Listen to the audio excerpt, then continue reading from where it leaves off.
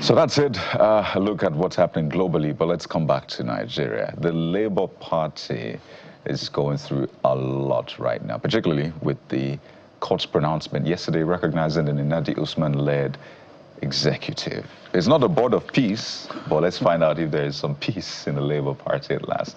Guys. So we have joining us Ms. Bayomi Arabambi, is the chairman of the Southwest region of the Labour Party.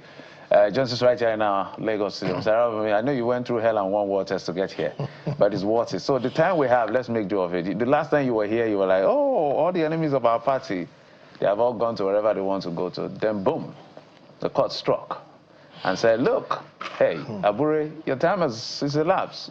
Go stay somewhere else. Nnamdi Usman is in charge of this party. How does this make you feel? Well, thank you very much. I am before an international television, and I came here with the certified true copy of the Supreme Court judgment upon which the judge predicated his judgment yesterday. And I want to read for 1 minute what the issue that was distilled for determination.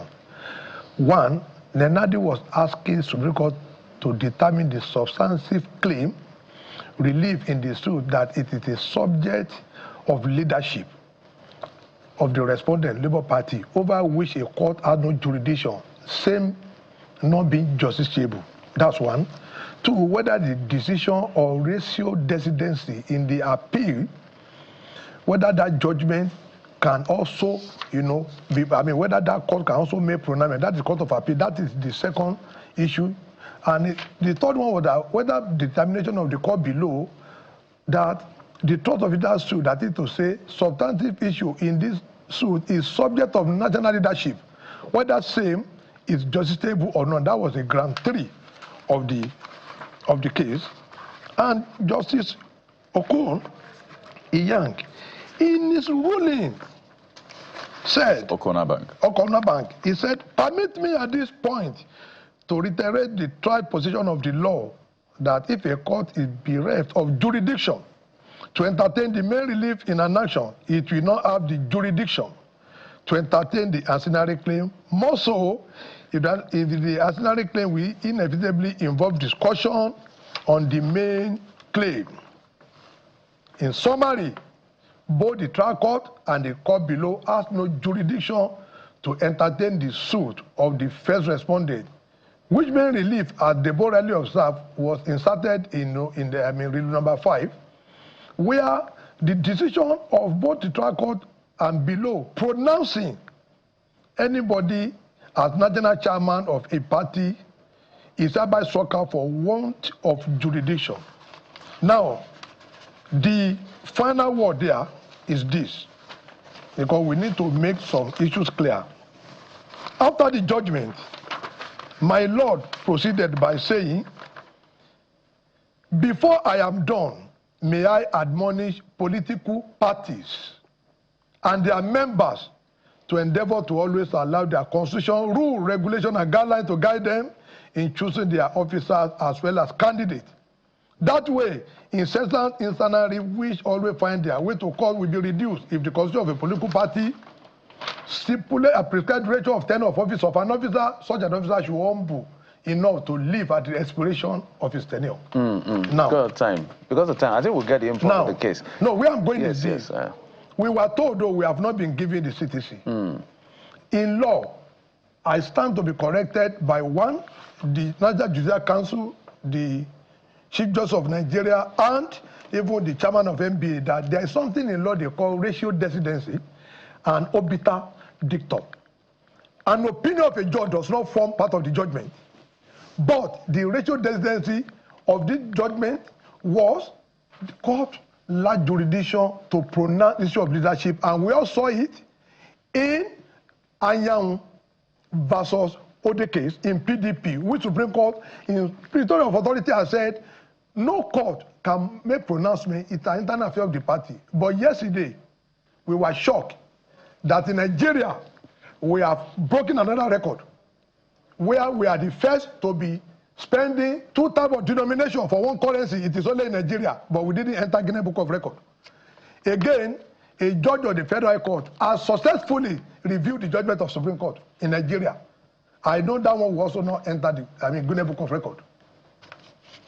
The judge claimed the Supreme Court said the term of Abure has expired. I am hereby stating clearly that I will offer myself for prosecution to the police if the Supreme Court ever says so, with what the judge said. That is what, the Nenadi people are saying. But once we can see that in the judgment, it means the way Satan was thrown from heaven to the abyss, of the bottomless pit, that is the way the Supreme Court, Court of Appeal will trust that judgment when we file our appeal today and motion for stay of execution. That judgment is not going to stand because as a lower court and Court of Appeal, it is exactly clear from this that issue of leadership is not justiciable.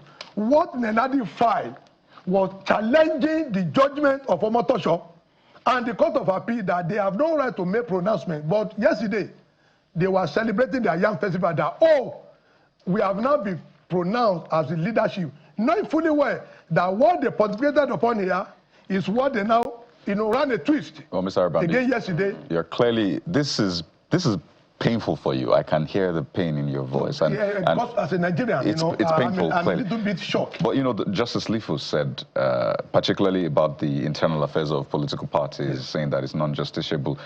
He held that the setting up of the LP Caretaker Committee was a necessity that arose from the order of the Supreme Court. Just to speak to what you said, but that aside, there are a lot of people who see this as a trap for Mr. Peter Obi.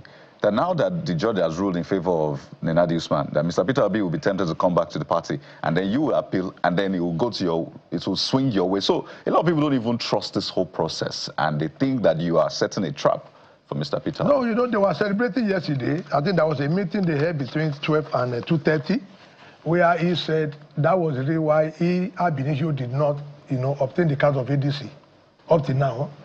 Himself and Governor Lesotho, they are co-travelers. They knew what they were doing. And they said, at the end of the day, you can now come back. But we will definitely file appeal today and a motion for stay of execution. And I'm very sure within the next 40 days, the Court of Appeal will trash this judgment into the dustbin. It will be trashed. We're totally out of time. Yeah. We'll leave that to the Court of Appeal, but the standing judgment now is that, of course, we know membership. There are two issues, actually. Leadership and membership are not justiciable, except for nomination of candidates according to Section 8415 of the Electoral Act. That you can head to court. But now it's going to be before have you filed for stay of execution? It will be filed today. Okay, fantastic. So we wish you had come earlier. Sorry for the trouble you had to face. We wanted to expand this conversation, but we'll continue to explore it. But must thank you, Mr. Abure-Led, for coming on the program. We appreciate you. Yeah, thank you so much. And that's it on the program. Thanks for your time and company. I'm Jeffrey Ozama. Bye-bye. Sunrise Daily is up next. We'll return tomorrow for the home stretch. I am Bukola Koka. Bye for now. And I'm Goodbye.